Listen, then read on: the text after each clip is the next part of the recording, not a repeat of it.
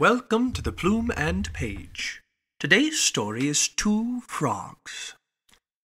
Once upon a time, in the country of Japan, there lived two frogs, one of whom made his home in a ditch near the town of Osaka, on the sea coast, while the other dwelled in a clear little stream which ran through the city of Kyoto.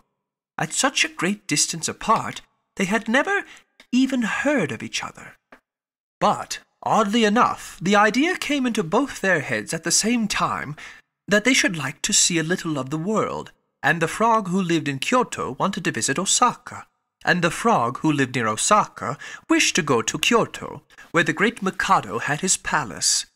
So one fine morning in the spring they both set out along the road that led from Kyoto to Osaka, one frog coming from Osaka and the other from Kyoto.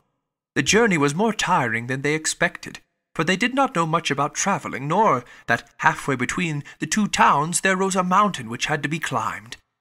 It took them a long while, and a great many hops to reach the top, but there they were at last, and what was the surprise of each to see another frog before him. They looked at each other for a moment without speaking, and then fell into conversation, explaining the cause of their meeting so far from their homes. It was delightful to find that they both felt the same wish, to learn a little more of their native country. And as there was no sort of hurry, they stretched themselves out in a cool, damp place and agreed that they would have a good rest before they parted to go their separate ways. "What a pity we are not bigger," said the Osaka frog, "for then we could see both towns from here, and tell if it is worth our while going on." "Oh, that is easily managed," returned the Kyoto frog. "We have only to stand up on our hind legs and hold on to each other, and then we can each look at the town we are traveling to."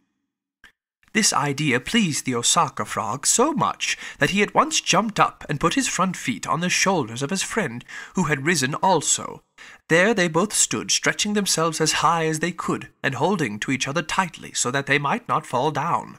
The Kyoto frog turned his nose toward Osaka, and the Osaka frog turned his nose toward Kyoto. But the foolish things forgot that when they stood up their great eyes lay in the back of their heads, and that, though their noses might point to the places which they wanted to go, their eyes beheld the places from which they had come. "Dear me!" cried the Osaka frog. "Kyoto is exactly like Osaka. It is certainly not worth such a long journey. I shall go home. If I'd had any idea that Osaka was only a copy of Kyoto, I should never have travelled all this way," exclaimed the frog from Kyoto. And as he spoke, he took his hands from his friend's shoulders, and they both fell down on the grass. Then the two frogs took a polite farewell of each other, and set off for home again. And to the end of their lives they believed that Osaka and Kyoto, which are as different to look at as two towns can be, were alike as two peas.